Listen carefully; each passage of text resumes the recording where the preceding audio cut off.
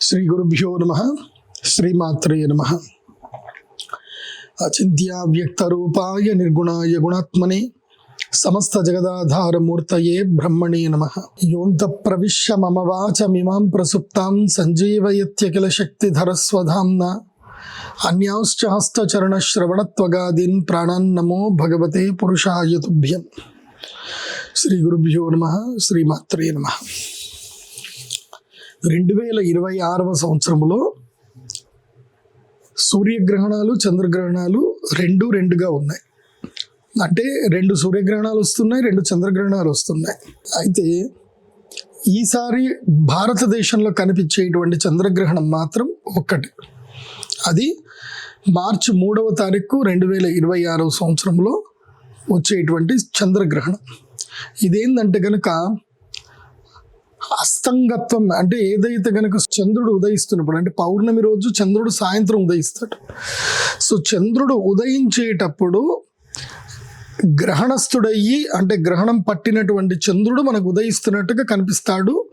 కొంచెము గ్రహణం మనకు కనిపిస్తుంది. ఆల్మోస్ట్ 7 గంటల వరకు గ్రహణం మనకు కనిపిస్తుంది. ఈ చంద్రగ్రహణము పాల్గొన శుద్ధ పౌర్ణమి పూర్వ ఫల్గుని నక్షత్రములో 2వ పాదంలో సంభవిస్తుంది.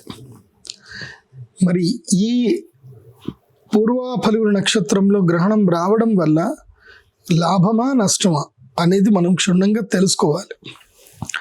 ఇంకొక విషయం, ఈ గ్రహణం ఏ సమయంలో జరగబోతుంది, ఎవరెవరికి కనిపిస్తుంది అని అంటే, వేరే దేశాల్లో ప్రారంభమవుతుంది. అంటే ఏషియన్ కంట్రీస్లో కనిపిస్తుంది, కానీ సాయంత్రం మాత్రమే కనిపిస్తుంది. కేవలము ఒక అరగంట సేపు మాత్రమే ఈ గ్రహణం మనకి కనిపిస్తుంది. ఈ గ్రహణం ప్రారంభ కాలం ఏంటంటే 3 గంటల 30 నిమిషాలకు ప్రారంభమవుతుంది. అంటే మన భారతదేశ కాలమాన ప్రకారము 3 గంటల 30 నిమిషాల సమయంలో గ్రహణం ప్రారంభమవుతుంది. 3:30, 4:30, 5:30. సో 4:30 నుంచి 5:30 ఆ ప్రాంతం లోపల మధ్య గ్రహణం జరుగుతుంది. అంటే ఏదైతే గ్రహణం పూర్తిగా జరగాలో దాని మధ్యకాలము అంటారు. ఆ తర్వాత 5:30, 6 తర్వాత విమోచన కాలం ఉంటుంది. అంటే 6 నుంచి 6:45 నిమిషాల వరకు విమోచన కాలం ఉంటుంది. మొత్తం మీద చూడాలంటే ఈ గ్రహణము 3:30 గంటల పాటు ఉంటుంది. ఆద్యంత పుణ్యకాలము 3:30 గంటలు. ఈ గ్రహణం ఎవరెవరు చూడకూడదు అంటే, పూర్వ ఫల్గుని నక్షత్ర జాతకులు చూడకూడదు, సింహరాశి వారు చూడకూడదు, అదేవిధంగా కన్యా రాశి వారు కూడా ఈ గ్రహణాన్ని చూడకూడదు. ఇక ఈ గ్రహణం వల్ల ఎవరెవరికి నష్టము, ఎవరెవరికి లాభము అనేది తెలుసుకునే ముందు, ఈ పూర్వ ఫల్గుని నక్షత్రంలో గ్రహణం సంభవిస్తే ఏం జరుగుతుంది అనేది ఫస్ట్ మనం తెలుసుకోవాలి. ఎందుకోసం అంటే, ఒక గ్రహణం జరిగింది అని అంటే ఒక మంచికి ఒక చెడుకి రెండిటికి సూచన ఇస్తుంది. అది దేనికి మంచి దేనికి చెడు అనేది సూచన ఇస్తుంది. ఈ చంద్రగ్రహణం ప్రభావం చేత ఏంటంటే, పూర్వాఫల నక్షత్రంలో జరుగుతుంది కాబట్టి సస్య నష్టం ఎక్కువగా జరుగుతుంది, అతివృష్టి ఎక్కువగా ఉంటుంది, వర్షాలు పడతాయి, ఈ పంటలు మొత్తం కూడా పాడైపోతాయి, పంటలకు చీడపీడలు ఎక్కువగా ఉంటాయి ఈ సంవత్సరం. దాని మీద పురుగు మందు కొట్టి ఆ పురుగు మందు సంబంధించిన దాని ప్రభావం వల్ల జనాలు ఎక్కువగా చనిపోతారు. తర్వాత అలాంటి కలుషితమైనటువంటి ఆహారం తినడం వల్ల జనాలు కూడా అనారోగ్యాల పాలవుతారు. కాబట్టి ఇది పరాభవ నామ సంవత్సరానికి ఇది సంకేతం. అంటే ఓటమి, పరాభవం అంటే ఓటమి. ఇప్పటి వరకు ఎవరైతే కనుక మదముతోటి ఎవరైతే విర్రవీగుతున్నారో వాళ్ళ గర్వము తగ్గిపోతుంది. అహంకారం ఉన్నటువంటి వాళ్ళకి అహంకారం తగ్గిపోతుంది.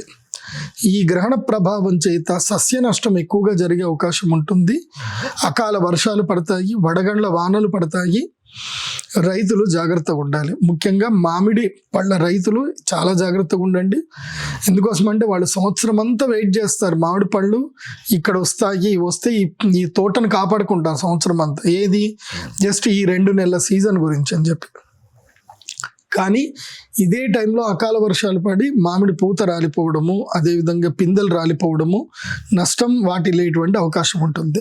దానికి సరిగ్గా సూచన ప్రాయంగా ఇప్పుడే మీరు ఏదైనా సరే దానికి పరిష్కారం చేసుకోండి. ఈ సంవత్సరము కూరగాయల ధరలు విపరీతంగా పెరగబోతున్నాయి. ముఖ్యంగా టొమాటో ధర, అదేవిధంగా తెల్లటి ఉల్లిపాయ యొక్క ధర పెరగబోయేటువంటి అవకాశాలు ఉన్నాయి. ఈసారి ఆలుగడ్డ కూడా పెరుగుతుంది, ఆలుగడ్డ కూడా ఏడిపిస్తుంది అందరినీ. కాబట్టి ఈ చంద్రగ్రహణం ప్రభావం చేత ముఖ్యంగా రైతులకు నష్టం వాటిల్లిన జాగ్రత్త పడ్డ రైతులకు మాత్రం లాభాలు మిగులుతాయి. ముఖ్యంగా ఈ సంవత్సరము ఉల్లిపాయల ధరలు ఎక్కువ అవుతాయి. అది కూడా తెల్ల ఉల్లిపాయ మాత్రమే. ఎందుకోసమంటే దాని ప్రొడక్షన్ తక్కువగా ఉంటుంది, కాంపిటీషన్ తక్కువగా ఉంటుంది, బయ్యర్స్ ఎక్కువగా ఉండరు. అదొకటి. టొమాటోకి జూన్ జూలైలో లాభం వచ్చే అవకాశం ఉంటుంది. జాగ్రత్త ఉన్నటువంటి వాళ్లకు టమాటా దాదాపుగా ఒక 10 రోజులు శాసిస్తాం మార్కెట్. 5 నుంచి 10 రోజుల పాటు టమాటా, ఉల్లిపాయ, అదేవిధంగా ఆలుగడ్డ కూడా ఈ సంవత్సరం మార్కెట్ని శాసించేటువంటి అవకాశాలు ఉంటాయి. రైతులు బ్రోక్లీ పంటను కూడా వేసుకోండి. దానివల్ల ఈ పంటలు జాగ్రత్తగా వేసుకుంటే గనక వీటి ద్వారా లాభాలు వచ్చే అవకాశాలు అయితే కనిపిస్తున్నాయి. ఈ సంవత్సరము ప్రకృతి ఎందుకోసమంటే పూర్వ ఫల్గుణ నక్షత్రము భగ నక్షత్రం కాబట్టి భాగ్య నక్షత్రం అంటారు. కాబట్టి భాగ్య నష్టం జరిగే అవకాశం ఉంటుంది. కాబట్టి భాగ్యం అంటే మనకున్నది ఆహార పదార్థాలే.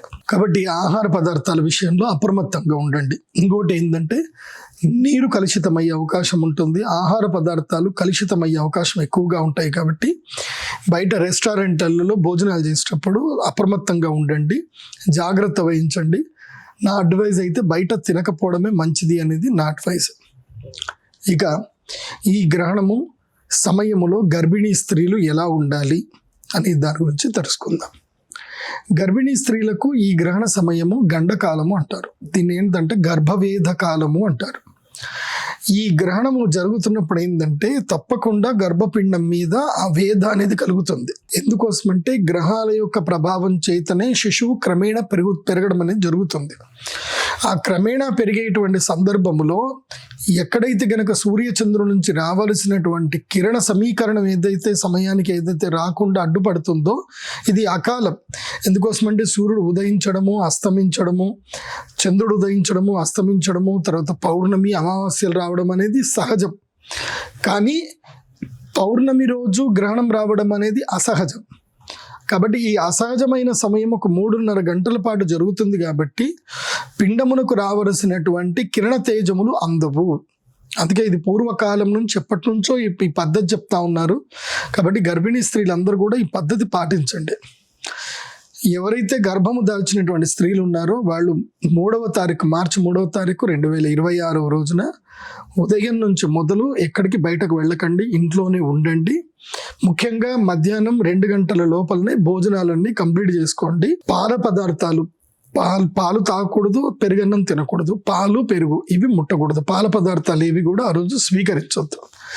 మధ్యాహ్నం 1-2 మ్యాక్సిమం 2 గంటల లోపల భోజనాలు కంప్లీట్ చేసేసుకొని ఇంట్లో కిటికీలు కానీ అన్నిటిని కూడా చక్కగా ఆచ్ఛాదనం చేసుకోవాలి. కర్టన్స్ వేసుకొని ఎక్కడి నుంచి వెలుగు రాకుండా చూసుకొని ఒక గదిలో చక్కగా పడుకోవాలి. ఆ గదిలో ఆవు నెయ్యితో చేసిన దీపం వెలిగించుకోవాలి. ఒక మూలన ఆవు నెయ్యితో చేసినటువంటి దీపం వెలిగించాలి.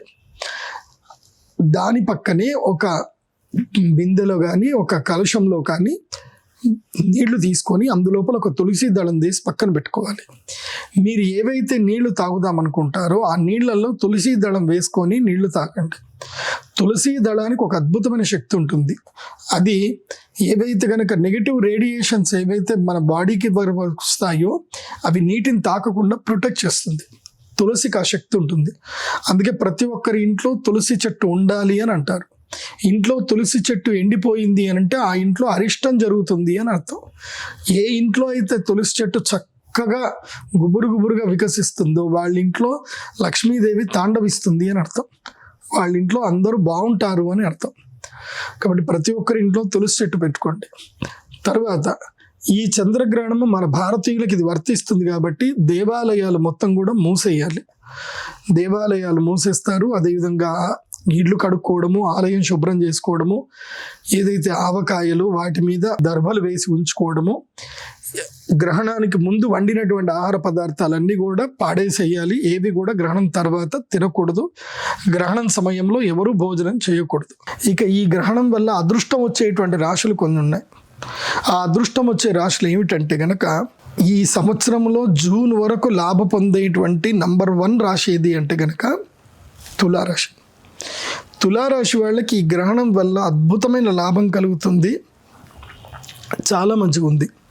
కాకపోతే జాగ్రత్తగా ముందుకు వెళ్ళండి, పరిశీలన చేస్తూ ముందుకు వెళ్ళండి. తులారాశి వాళ్ళకి అదృష్ట యోగం ఉంది. ఇప్పుడు ఏదైనా వ్యాపారం ప్రారంభం చేసినా కానీ తులారాశి వాళ్ళకి కలిసి వస్తుంది.